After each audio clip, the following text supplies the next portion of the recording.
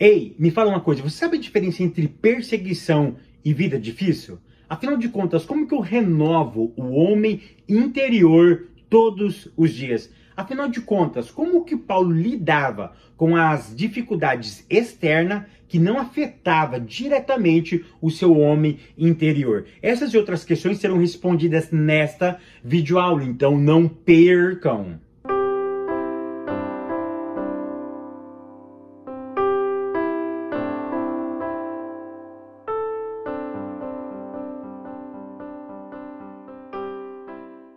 A paz, queridos, que bom estarmos aqui novamente no nosso programa semanal da Escola Bíblica Dominical para darmos sequência na nossa série de estudos bíblicos baseado no tema A Igreja de Cristo e o Império do Mal. Para quem não me conhece, eu sou o pastor Fábio Segantin. Se você é novo aqui no nosso canal, não perca essa oportunidade, porque aqui do lado tem o botãozinho vermelho, clica nele e se inscreva, porque toda semana temos um vídeo novo aqui no nosso canal. E se você for um inscrito, o YouTube vai lhe avisar quando eu postar algo novo no nosso canal. E não esqueça também de curtir esse vídeo, de deixar o seu comentário e de compartilhar, porque isso é muito importante para nós. Ah, e não esqueçam, coloca aí um reloginho. Todas as segundas-feiras, 7 horas da manhã, o vídeo já estará no ar. Vamos lá, lição de número 10, que tem como título A Renovação Cotidiana do Homem Interior. A leitura bíblica em classe se encontra na segunda carta de Paulo aos Coríntios, capítulo de número 4, do verso 11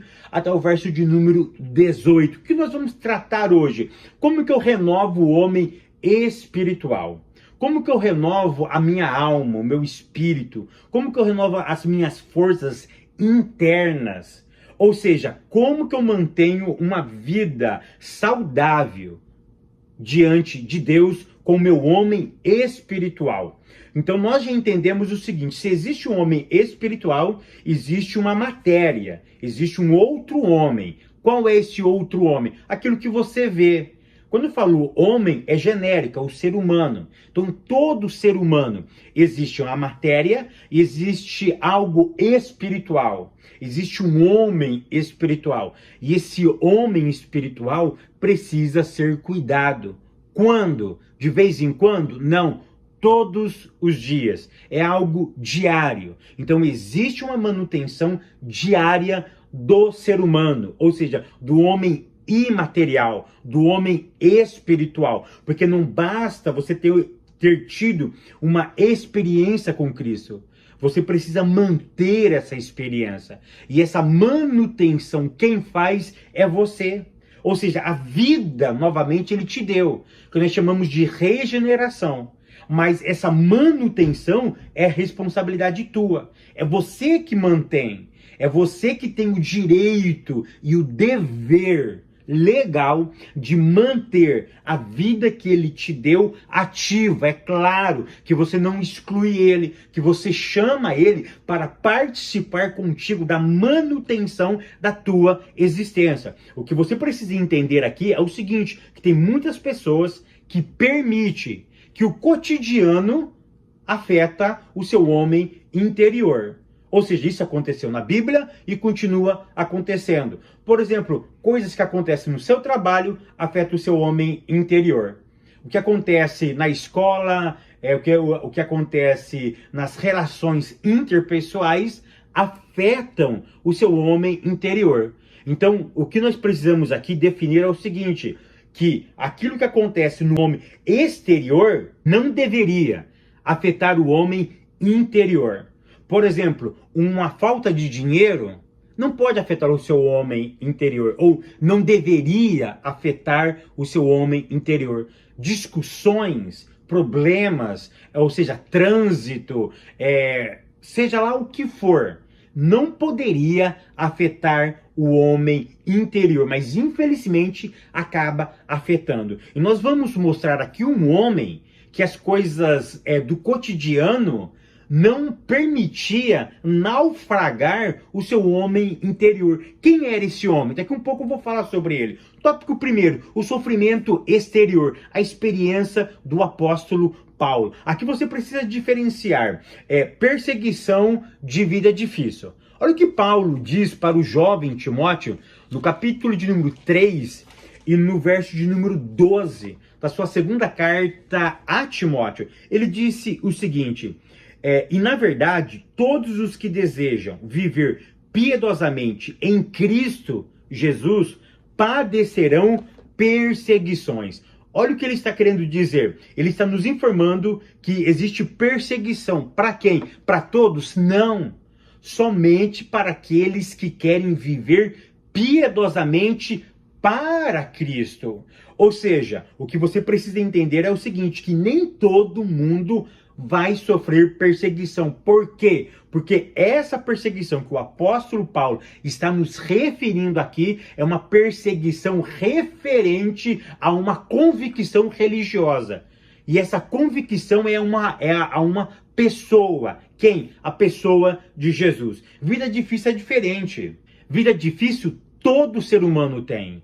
Não importa a sua crença.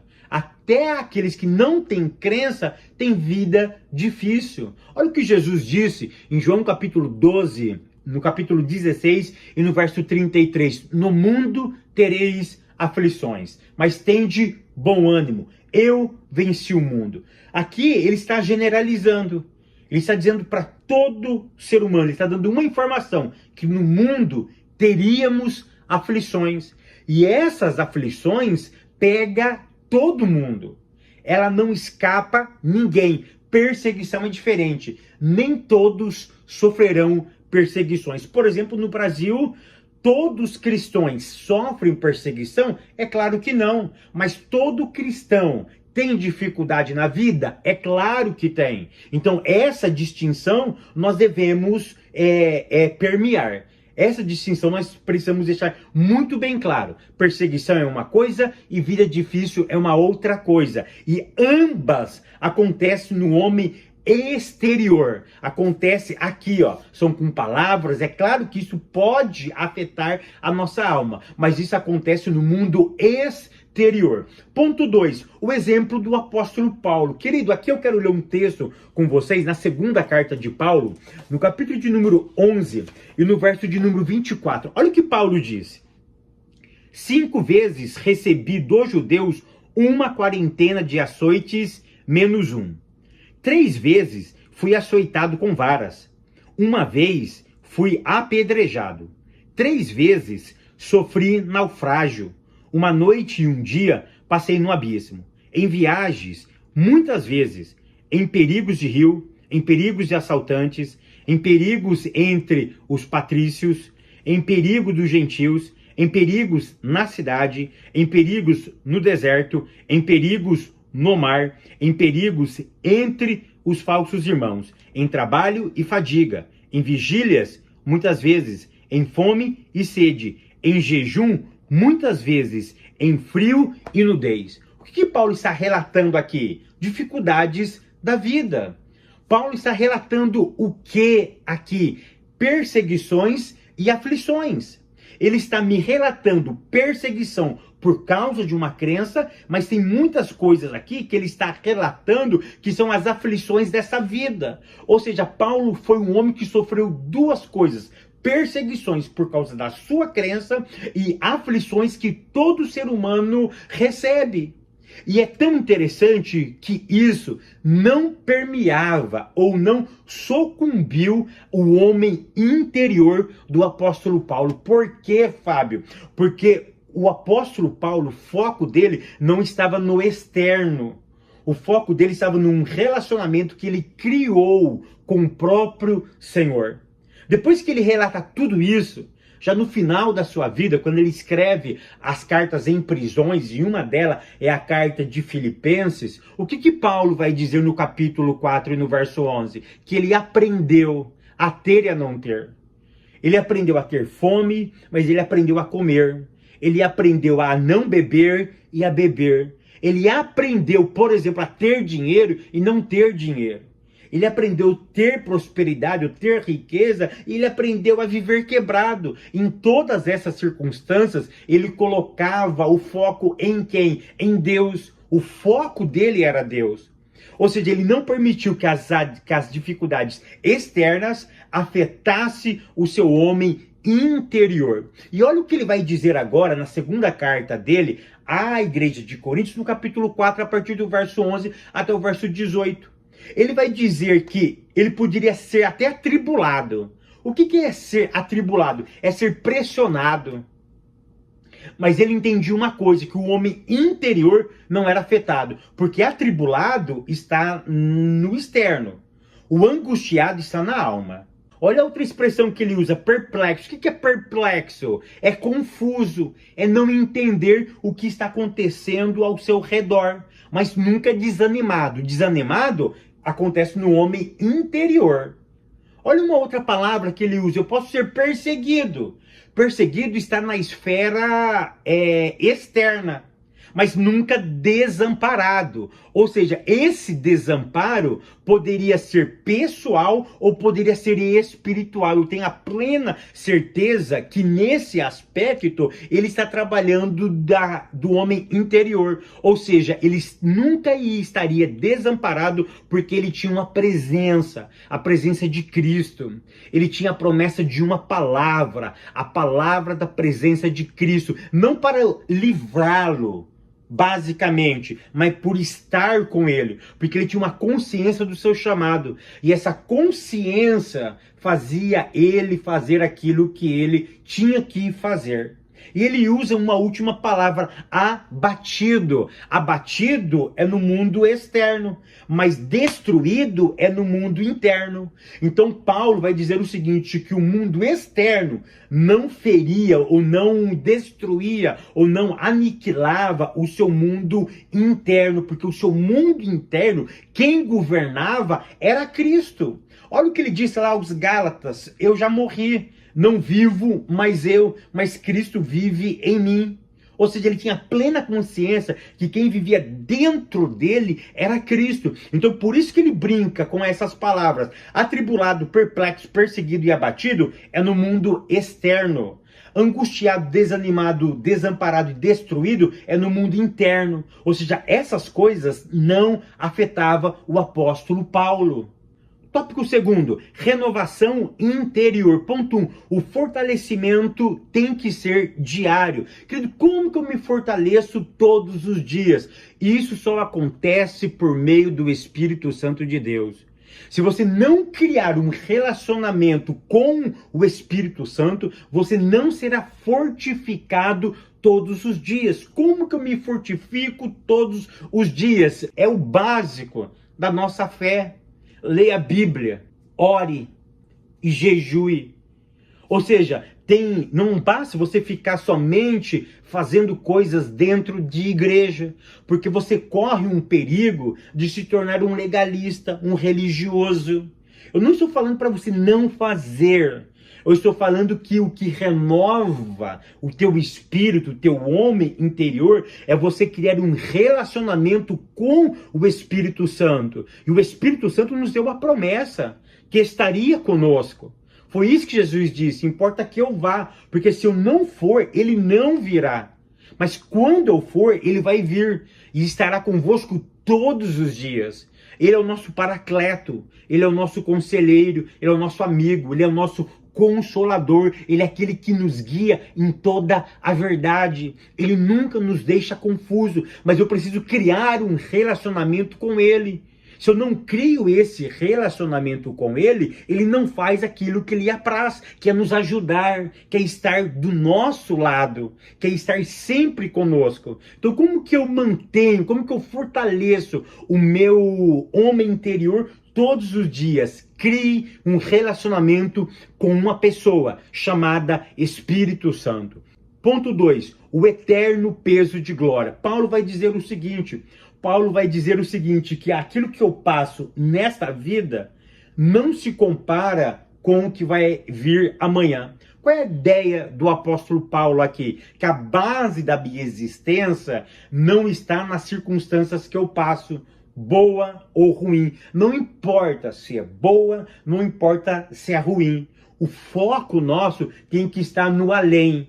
Tem que estar no amanhã, mas esse amanhã não é aqui na terra, é na eternidade. Por quê? Porque na eternidade é onde mora Deus, é onde mora Ele, e é lá que nós vamos morar, É lá que nós vamos ir. Então o meu foco não pode ser aqui, porque a minha peregrinação espiritual aqui é muito curta. Ela pode durar 1, 2, 3, 10, 15, 20, 70 anos, 80, 90, 100 anos. Para aqueles que têm sorte, mas a maioria não chega nesse, ou seja, se for comparado com uma eternidade, até 100 anos é insignificante em comparado com uma eternidade. É por isso que Paulo chama isso de peso de glória. A eternidade não tem como medir. Eu não posso medir a eternidade, o que eu vou passar pelas circunstâncias desta vida. Ponto terceiro, a visão da eternidade. Olha o que ele diz na sua segunda carta aos Coríntios, capítulo 4, e o verso 18. Isso é profundo. Olha o que Paulo diz. Portanto, nós não fixamos o olhar nas coisas que se veem, mas nas coisas que não se veem. Pois as coisas que se veem são temporais, e as que não se veem são eternas. Então, presta atenção no que eu vou te dizer. Paulo ele está pedindo para eu não analisar as circunstâncias da vida? Não é isso. É claro, se eu fazer uma análise econômica, política, eu posso perceber se amanhã o dólar vai subir ou vai cair. Eu posso saber como vai estar a economia. Não é essa leitura que Paulo está me referindo. Paulo está querendo dizer o seguinte: até que eu aprenda fazer esse tipo de leitura, que tem que aprender a fazer esse tipo de leitura para você tentar viver um pouco melhor aqui e agora, mas não é isso que vai definir o céu. Não é isso que vai definir a eternidade. Ou seja, a eternidade não pode ser definida pela leitura que você tem do seu dia, da sua vida, da sua peregrinação.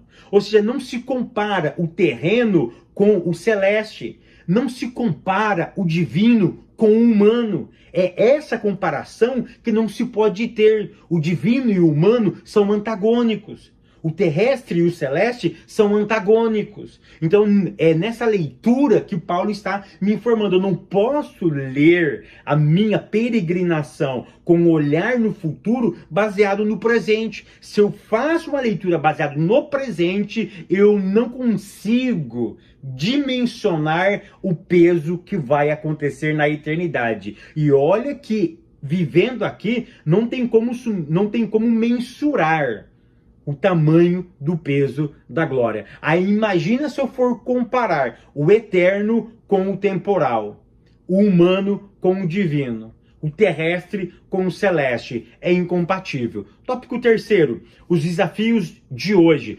Basicamente nós temos 3 desafios. Primeiro desafio, cultura secularista. O que é uma cultura secularista? Que tira Deus do mundo, que tira Deus da minha vida, que tira Deus da minha existência.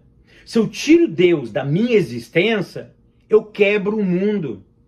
É esse o problema que nós temos tendo hoje. Estão tirando Deus do mundo. Estão secularizando a vida e passando ela totalmente na administração do homem. Eu sei que quem administra o planeta Terra, quem administra a vida, é o ser humano, mas excluir Deus dessa administração é uma loucura. Entregar tudo para ele é meninice. Entregar tudo para Deus e tirar a sua responsabilidade é insensatez, é meninice, é molecagem. Mas pegar tudo dele e dizer que eu sou capaz de resolver todos os problemas meu e da humanidade é loucura, é ébrio, é insensatez, é perder a noção da vida, é excluir aquele que tem o controle da existência, é excluir o dono do mundo, o criador da existência. E eu passo, então, a agir dessa forma. O problema da cultura secularista é isso. É que eu tiro Deus do mundo e coloco o homem como o centro do universo. Ponto 2. Relativismo doutrinário. Aqui é um outro problema. Se eu relativizo doutrina, eu perco o cerne da palavra de Deus. Aí a palavra de Deus, ela varia de acordo com o tempo e com a geografia. Ou seja, no Brasil é de um jeito, mas lá na África eu interpreto de um outro jeito. No continente africano é de um jeito, mas na América Latina é de um outro jeito. Na América Central eu interpreto a Bíblia de uma forma, mas lá na Europa é de uma outra forma, porque são vidas diferentes, são culturas diferentes. Eu não posso relativizar doutrinas. Doutrinas são inegociáveis. Eu posso relativizar uso e costumes, mas doutrina não. Por exemplo, o pecado. O que é pecado aqui nos Estados Unidos é pecado em qualquer outro lugar. Por quê? Porque a Bíblia falou que é pecado. Se ela falar o que é pecado, eu não posso dizer que não é pecado. Então o problema do relativismo doutrinário é algo que pode minar o meu homem interior. Ponto terceiro, batalha espiritual. Como que eu renovo o meu homem interior? Querido, presta atenção. Aqui você precisa aprender 3 coisas. Primeiro, o diabo não brinca em serviço. O diabo enganou Adão lá no Éden, sem funk, sem Instagram, sem Twitter, sem nada, não vai enganar nós. Você precisa entender isso. Com o diabo não se brinca. Segunda coisa que você precisa entender, ele é o maior sedutor da história. Ele é o maior envolvente. Ele é o maior 7-1 da história. Você não brinca com o diabo, porque ele é o maior sedutor. E uma terceira verdade que você precisa aprender é o seguinte, que ele não está nem aí pela tua experiência. Quantos anos você tem? 20? 30? 40? 15? 18? Você quer lidar, você quer brincar com um ser que tem no mínimo 6.000 anos só de história aqui no planeta Terra? A experiência bíblica conta 6.000 anos de história. Ele tem 6.000 anos de experiência. Ele conhece melancólico, fleumático, colérico e sanguíneo. Ele já viveu 6.000 anos somente nessa terra. Será que ele não vai enganar você com 15 anos de idade, com 30, com 40, com 50, com 60? Ele não está nem aí pela tua experiência. Ele vai te seduzir. Se você não orar, não ler Bíblia e não jejuar, ele vai te enganar. Então espera aí, se com o diabo eu não brinco, se ele é o maior sedutor da história e se ele não se importa com a minha experiência de vida, o que eu tenho que fazer? Vou repetir, ore, leia a Bíblia e jejue. Que o Eterno continue te abençoando, te guardando, te prosperando. Eu te espero no próximo vídeo, querendo Deus.